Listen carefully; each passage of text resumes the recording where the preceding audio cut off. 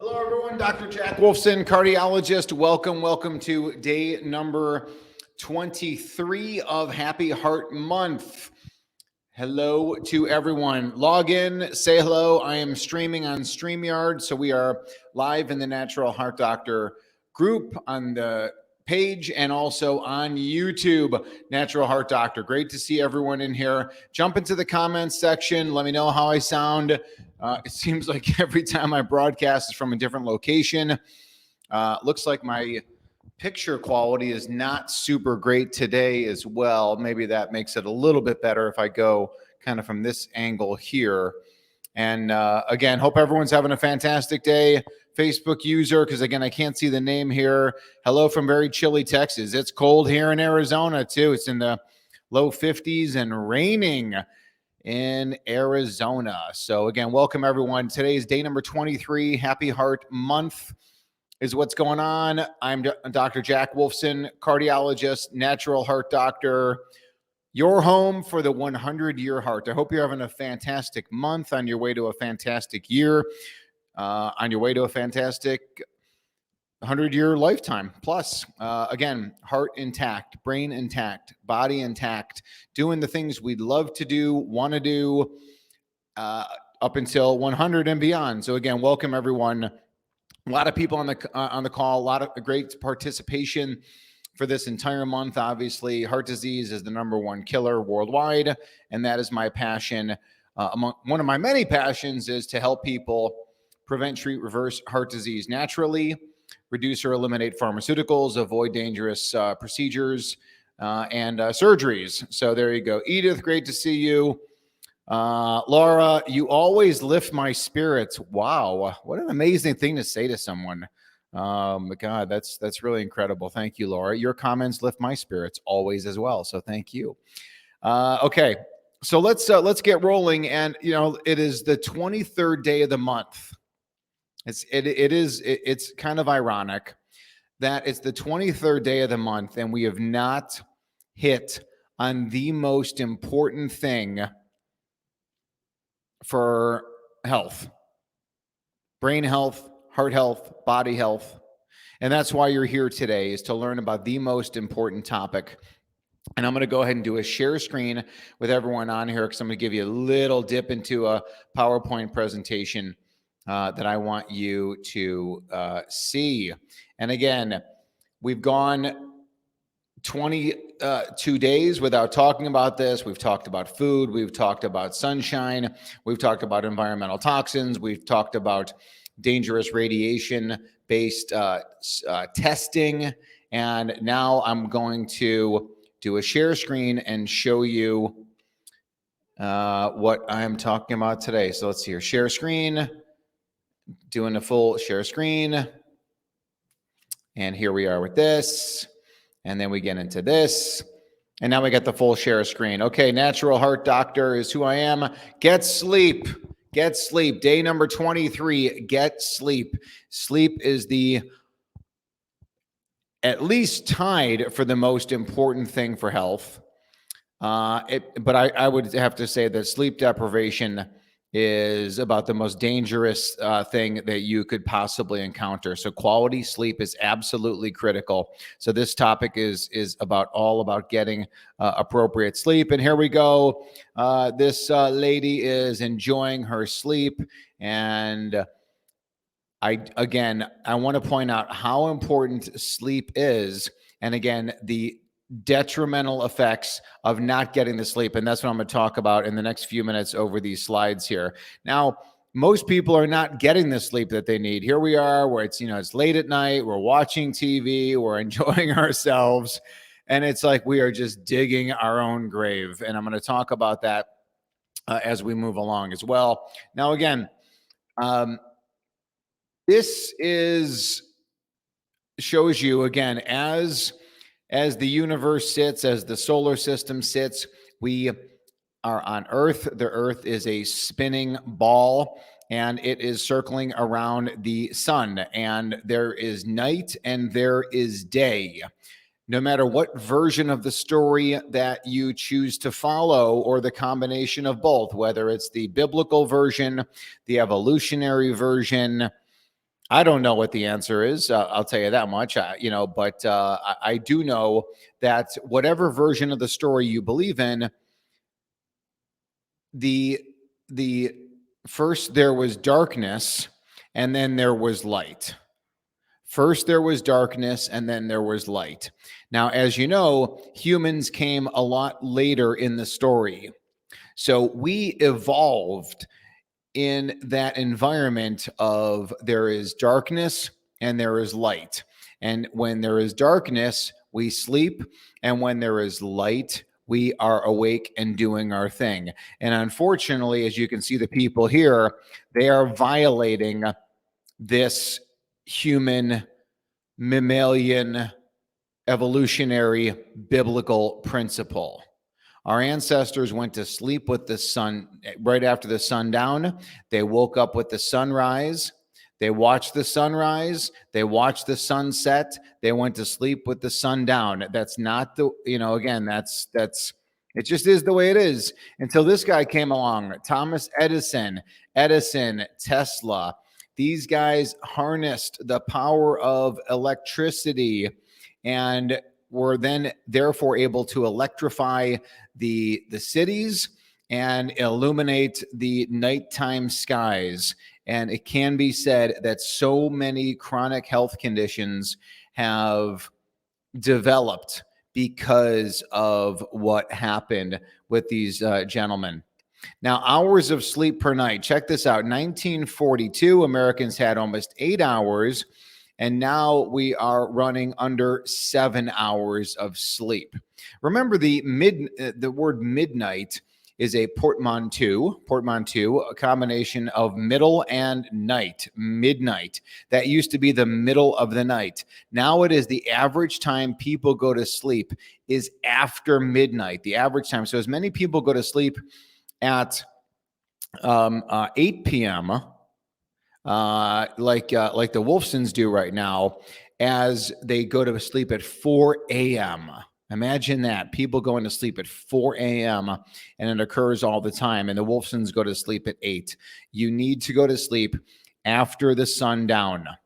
Light exposure may cut production of melatonin. Hello, of course it does. Because again, melatonin is our sleep hormone. We get light exposure during the day, which helps to start ramping up melatonin production by the pineal gland of the brain at night. And then we go to sleep and melatonin spikes. And if you look at all the benefits of melatonin in the medical literature, it's everything is tied into melatonin. What is the master hormone? We often think that, that's the pituitary releases hormones that control. Thyroid is often mentioned as a master hormone. Cortisol is a hormone. The deal is melatonin controls all of those things. Certain things happen when we sleep. Certain things happen when we are awake, and they work best when we do so with nature. No matter what your cardiovascular condition is, please understand that sleep when we should be sleeping is what we need to make sure that is all functioning well. So many people have sleep disorders. So many people take pharmaceuticals. They are not the answer. The answer is to get to sleep on time. When you are awake in the artificial light, you are in effect causing brain damage. Now, again, all the medical literature, check this out. Adequate sleep and improvements in blood pressure, cholesterol, and lipids. Adequate sleep lowers the risk of AFib, heart attack, congestive heart failure, cardiomyopathy. Adequate sleep lowers the stroke risk, lowers inflammation, lowers obesity risks, diabetes risks. And inadequate sleep leads to lower ATP, lower glutathione production. We've talked about that several times throughout this month. And of course, ectopic events. Whatever you want to look up regarding your health and your health concerns, inadequate sleep can be a factor.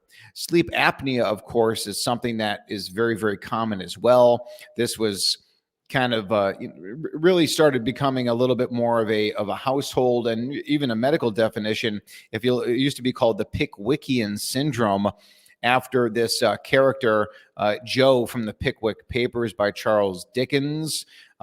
Truth be told, I have not read the book, but I have seen the picture. And nonetheless, this character had typical features of snoring, obesity, sleepiness.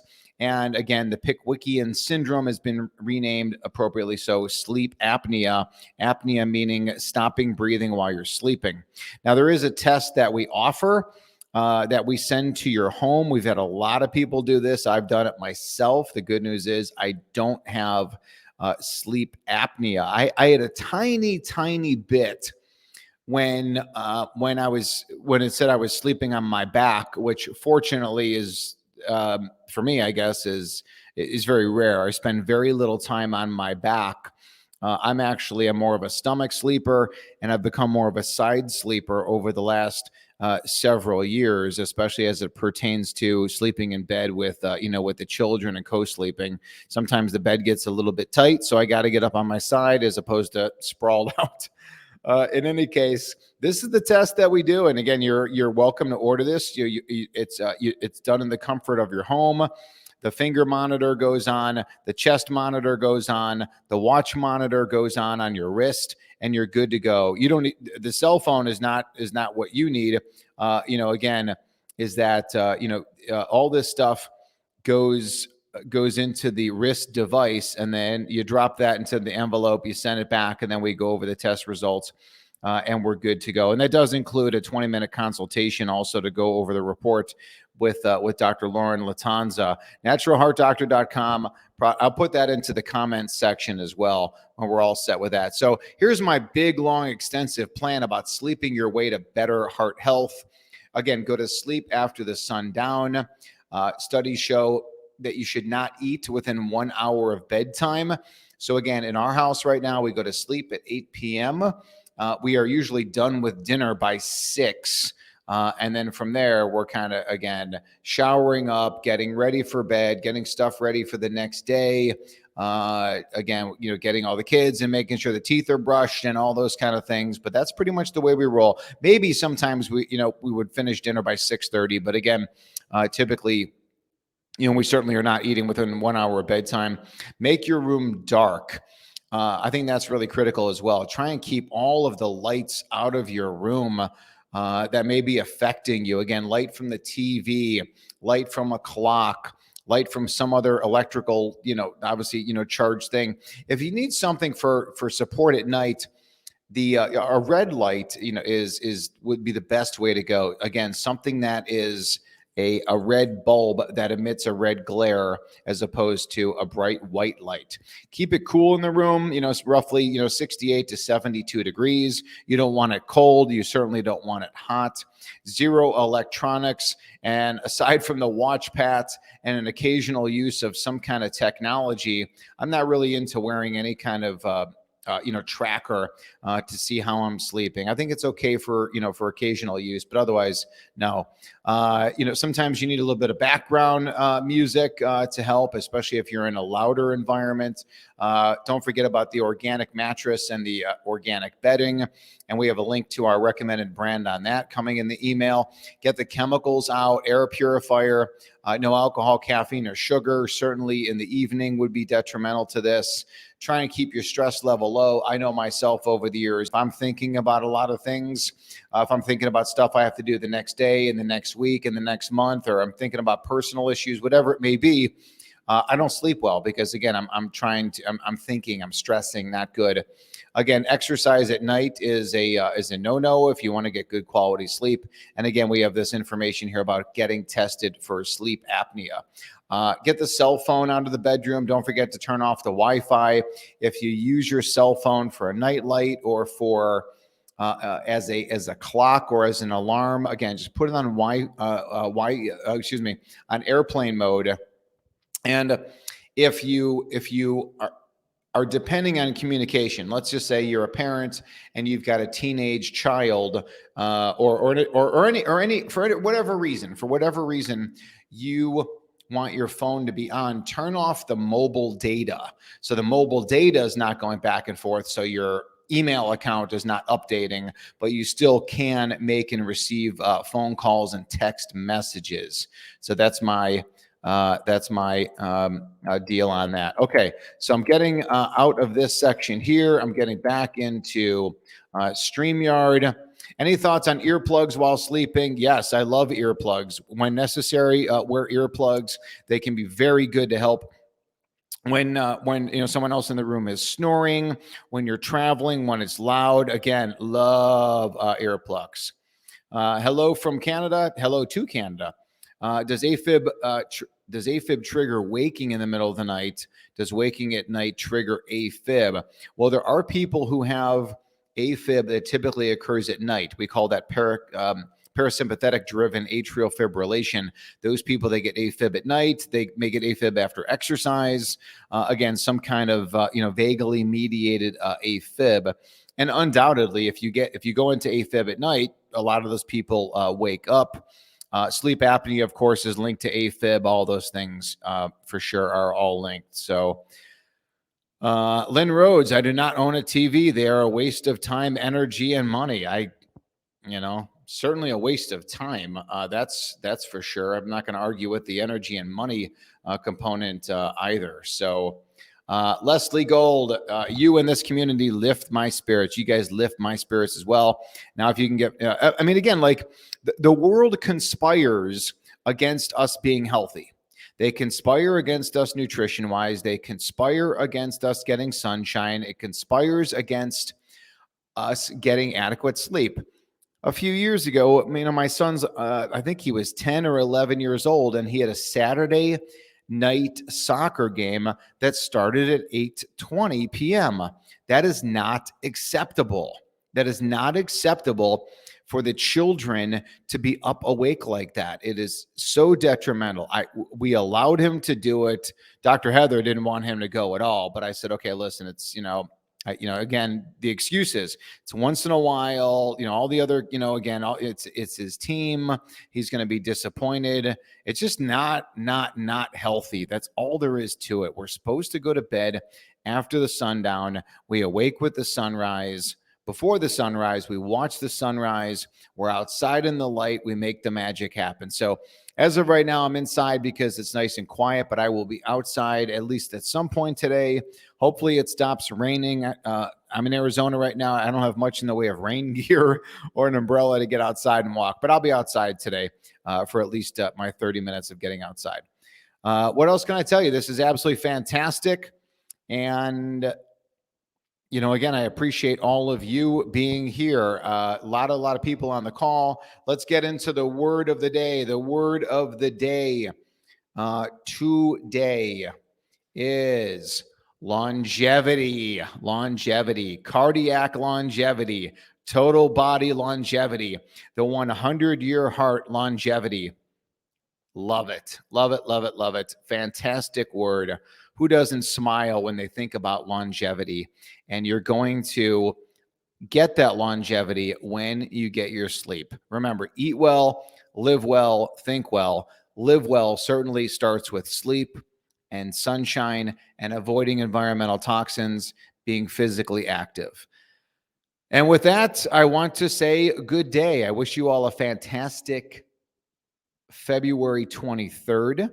I wish you the best this month and always. And again, I sincerely appreciate all of you and all of your support at Natural Heart Doctor. Oh, I promised I would get that link into the comment section for the sleep test as well. So if you want to get that, again, you order it, our team gets it out to you ASAP. And here we go. We got that in there. Okay, remember the word of the day is longevity.